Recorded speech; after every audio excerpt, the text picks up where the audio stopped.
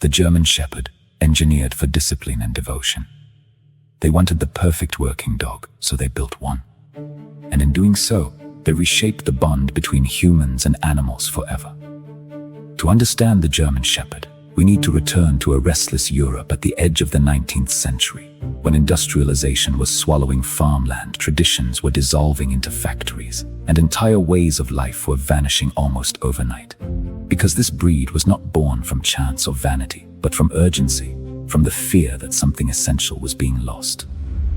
Germany at that time was not yet unified in spirit. Even if it was unified on paper across its countryside, shepherds relied on regional herding dogs shaped by climate, terrain, and necessity.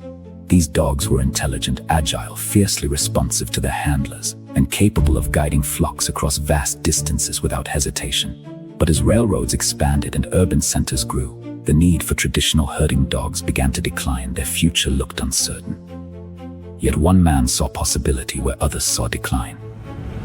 Captain Max von Stephanitz, a former cavalry officer with a disciplined mind and a deep admiration for working animals, believed that Germany needed a standardized national working dog, one defined not by appearance alone, but by utility, intelligence, and unwavering reliability. He did not want beauty for its own sake, he wanted function refined to perfection.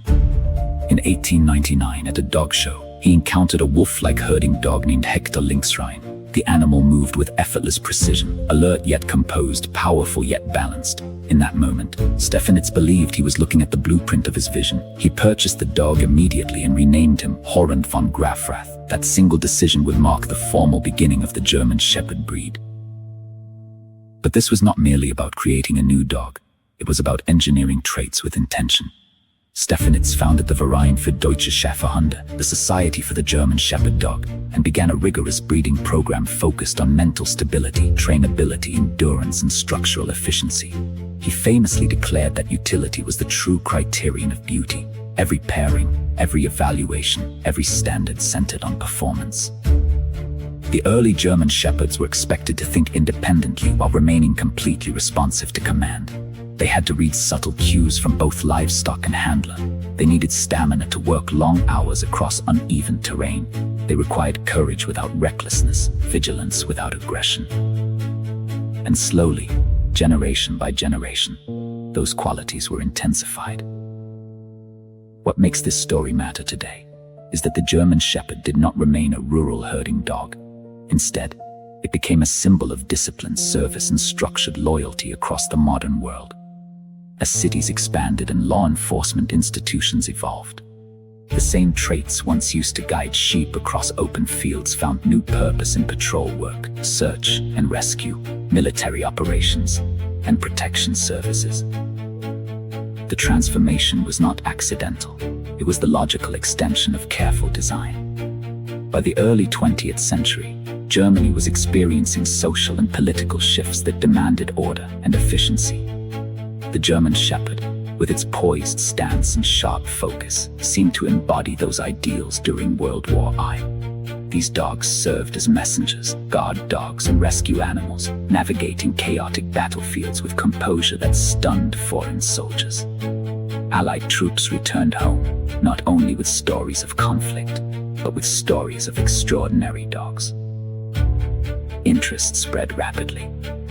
Soon, the German Shepherd was no longer just Germany's working dog.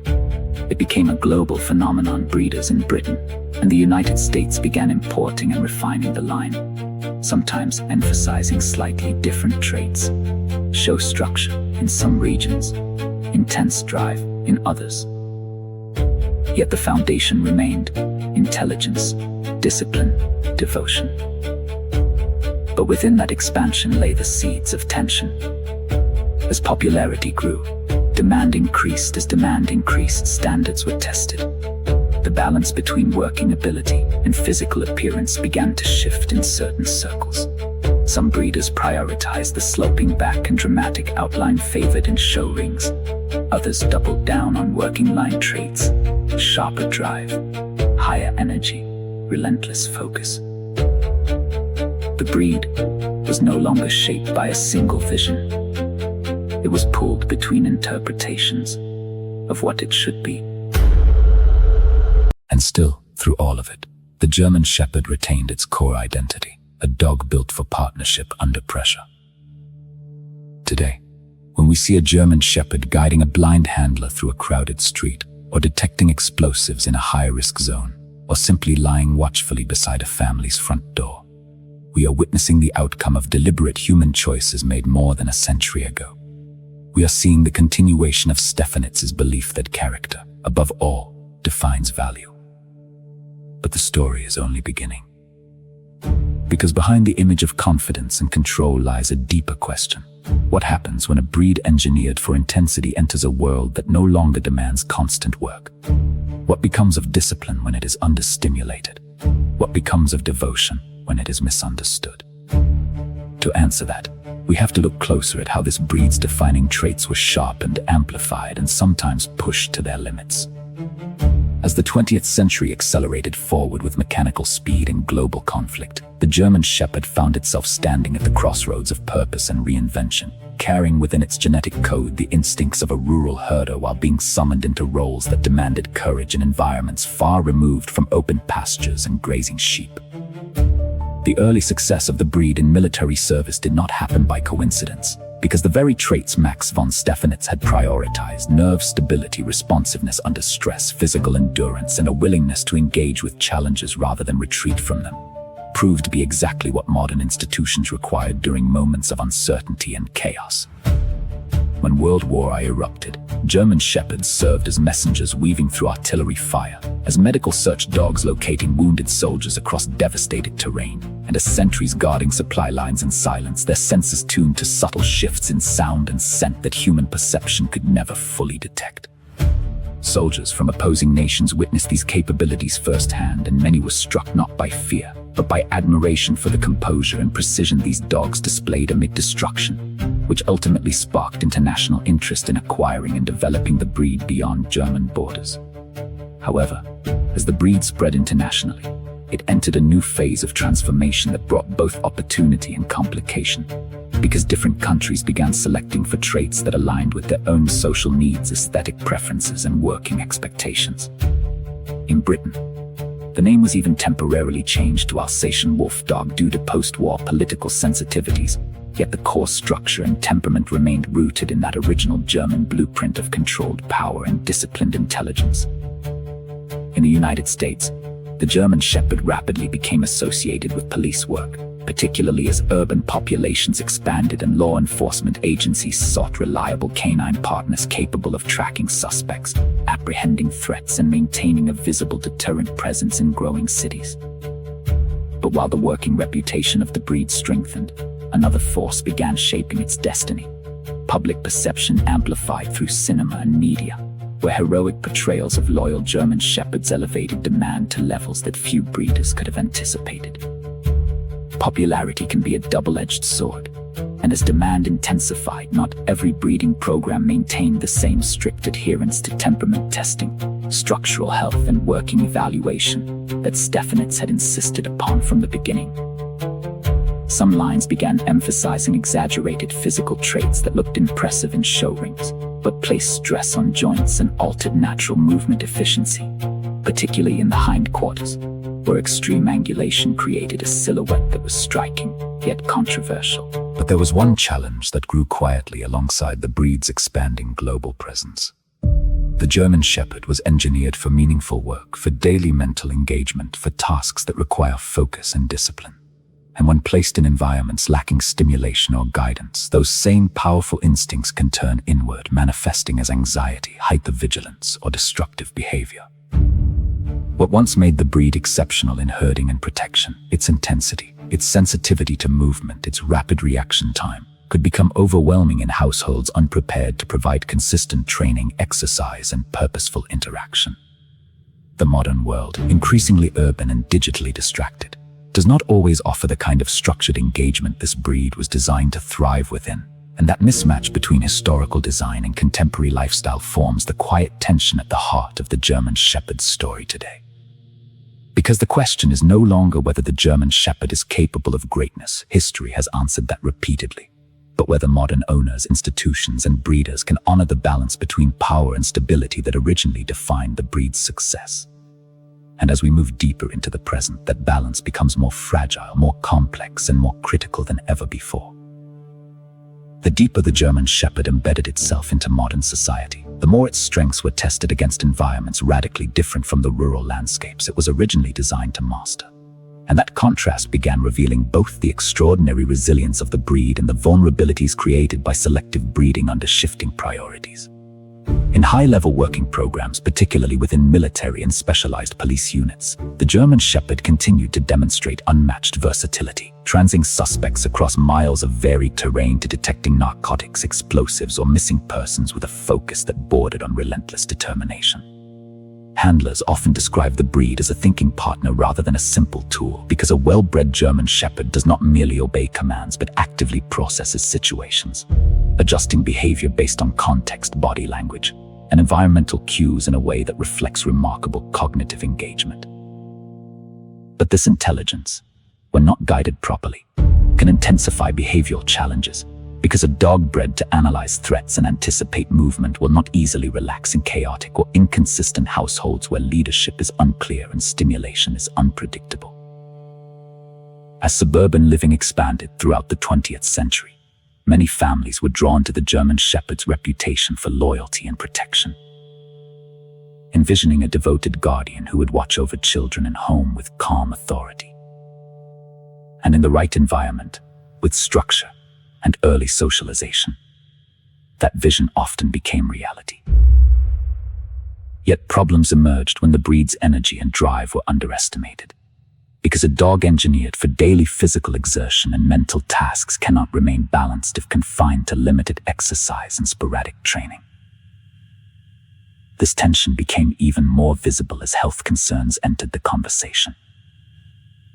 Selective breeding for specific physical traits, particularly exaggerated rear angulation in certain show lines, contributed to higher incidences of hip and elbow dysplasia, conditions that compromise mobility and undermine the athletic foundation originally essential to the breed's function. Working line breeders, recognizing the risk of structural compromise, placed renewed emphasis on health testing, performance trials, and genetic screening, attempting to preserve the endurance and Stephanitz considered non-negotiable. But the divide between appearance-focused breeding and performance-focused breeding continued widening, creating two parallel interpretations of what the German Shepherd should represent in the modern era. In some regions, the breed became synonymous with disciplined professionalism, seen confidently navigating airports, disaster zones, and patrol routes. In others, it became a family companion whose potential was sometimes dulled by understimulation or inconsistent leadership. And then, there is the psychological dimension. The German Shepherd's devotion is not casual or distant. It is intense, observant, and deeply relational. This breed forms strong attachments, often bonding most closely with one primary handler while remaining protective of the broader family unit, which can create extraordinary loyalty, but also heightened sensitivity to emotional shifts within the household. A German Shepherd reads tone, posture, and subtle cues with precision, responding not only to commands but to atmosphere. In stable environments, this produces a calm, watchful presence. In unstable or stressful environments, it can produce hyper-alertness and tension that mirrors the household itself. And here lies the central conflict shaping the breed's present and future. The German Shepherd was engineered for discipline, for partnership built on clarity and structure, for tasks that require sustained engagement and defined roles. Yet modern life often emphasizes convenience over commitment, aesthetics over function, and impulse decisions over long-term responsibility. When those cultural tendencies intersect with a breed of such intensity, the consequences ripple outward. Rescue organizations report significant numbers of German Shepherds surrendered due to behavioral misunderstandings, often rooted not in aggression, but in unmet needs for training, exercise, and leadership. At the same time, elite working dogs continue to prove the breed's extraordinary potential in environments that honor its design. Two realities exist simultaneously. One reflects fulfillment of purpose. The other reflects misalignment. And as the breed stands between these outcomes, its story becomes less about historical glory and more about modern responsibility. Because the German Shepherd has never been a passive companion shaped by fashion alone. It has always been a deliberate creation, sculpted by human intention, refined by necessity, and sustained by structure. The question is whether that intention still guides its future, or whether convenience will quietly reshape what discipline once defined. The defining moment in the German Shepherd's story does not belong to a battlefield, a training field, or a show ring. It belongs to a quiet decision. A choice made by humans about what this breed will represent in the decades ahead. Because the German Shepherd was never an accident of nature drifting through time without direction. It was an intentional creation, carefully structured around discipline, courage, clarity, and partnership under pressure. At its zenith, this breed represents the ideal balance between power and restraint, between instinct and obedience, between independence of thought and loyalty to command. A well-bred, well-trained German Shepherd stands not as a symbol of aggression, but as a symbol of controlled capability. Its posture is alert, but not frantic. Its gaze is steady, but not reckless. Its presence communicates readiness without chaos. That balance is the true climax of its design. And when that balance is achieved, something remarkable happens. The dog becomes more than a guardian of work. It becomes an extension of human intention. In disaster zones, it searches without panic. In patrol work, it responds without hesitation. In family life, it protects without instability. But when that balance is lost, the same intensity that once defined excellence can drift into instability, anxiety, or physical strain caused by breeding decisions that favor appearance over endurance. The German Shepherd's story reaches its emotional peak here, not in its victories, but in its vulnerability. Because no breed so carefully engineered can thrive without equally careful stewardship. Health testing is no longer optional.